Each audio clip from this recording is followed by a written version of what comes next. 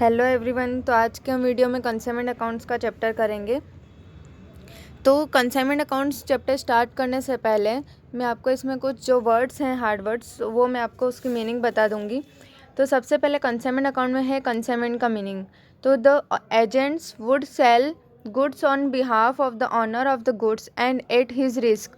अगर कोई एजेंट है would sell goods on behalf of the owner, owner के बिहाफ में वो गुड्स सेल कर रहा है, ठीक है, अपने रिस्क में, एट हिज रिस्क, खुद के रिस्क से। He gets commission for the services that he renders, उसको कमीशन मिलता है उस सर्विस का जो उसने दी है।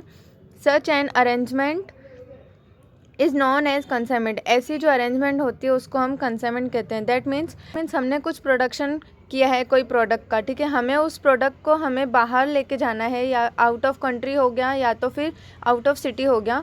तो हम उस सिटी के बारे में कुछ नहीं जानते, पर हम डीलर को जानते हैं कि जो वो सिटी को अच्छी तरह से जानता है, तो हम डीलर से कुछ अरेंजमेंट करेंगे जिसको हम बोलेंगे कंसाइनमेंट, ठीक है। वो हमारा गुड जो है वो सेल करेगा, ठीक है। अब उसके बाद होता है कंसाइनर और कंसाइनी। तो consignor the business who sends goods to the agent is called the consignor. जैसे कि मैंने कोई प्रोडक्ट का किया है, अब मुझे दूसरी सिटी में वो प्रोडक्ट देना है, सेल करना है,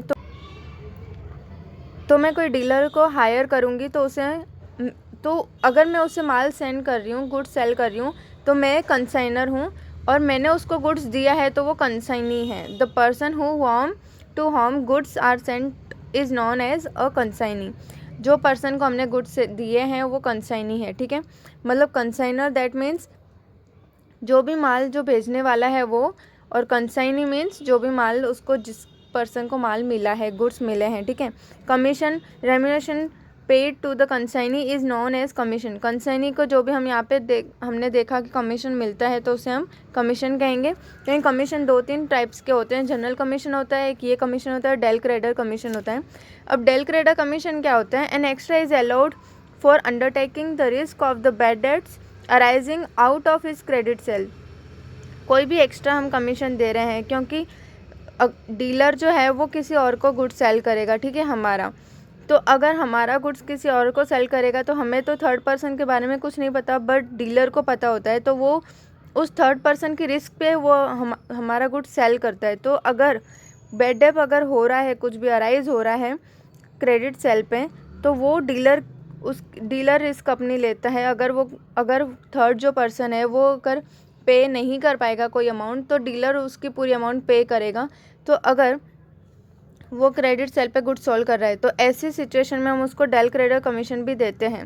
this extra commission is term del credere commission. उस एक्स्ट्रा कमीशन को हम डेल क्रेडर कमीशन कहते हैं कि हमने क्रेडिट पे अगर कुछ सेल किया है, थर्ड पर्सन को, डीलर अगर कुछ सेल कर रहा है क्रेडिट पे और उसका रिस्क जो है वो डीलर ले रहा है, तो उसको हम डेल क्रेडर कमीशन भी देंगे।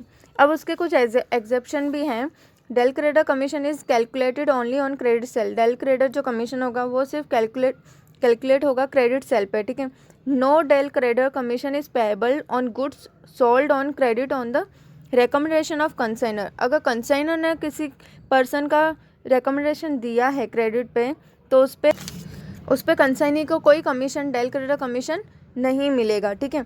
जैसे कि मैं हूँ, मुझे कोई पर्सन, थर्ड पर्सन के बारे में मुझे पता है दूसरी सिटी में, अगर मैं उस डीलर को बोलूँ कि इस पर्सन को गुड सेल करना है तो उस क्रेडिट पे, तो उसको मैं डेल क्रेडर कमीशन नहीं दूंगी, ठीक है।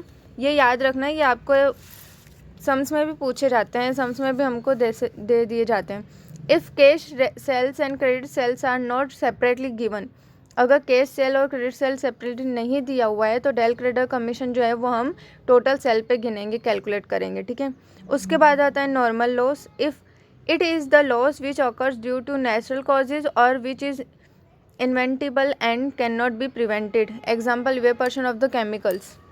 इसके कारण हो जिनका जो गुड्स है उनका नेचर ही है कि वो ख़राब हो जाते कुछ टाइम बाद, जैसे कि इवेपोरेशन ऑफ केमिकल्स हो गया, केमिकल्स का इवेपोरेशन हो जाना, ठीक है, वाष्पीकरण हो जाना, या फिर कोई जैसे कि कोई खाने की चीज़ होती है वो ख़राब हो जाती है कुछ टाइम बाद, तो वो नॉर्मल लॉसेस होते हैं, ठीक है, जो कि रेगुलर होते रहते हैं अगर कोई प्रोडक्शन ऐसा हुआ है तो, ठीक है। अब एबनॉर्मल लॉस क्या होता है? It is the loss which takes place due to human errors और which can not be transferred through proper organisation और which occurs due to natural calamities like fire.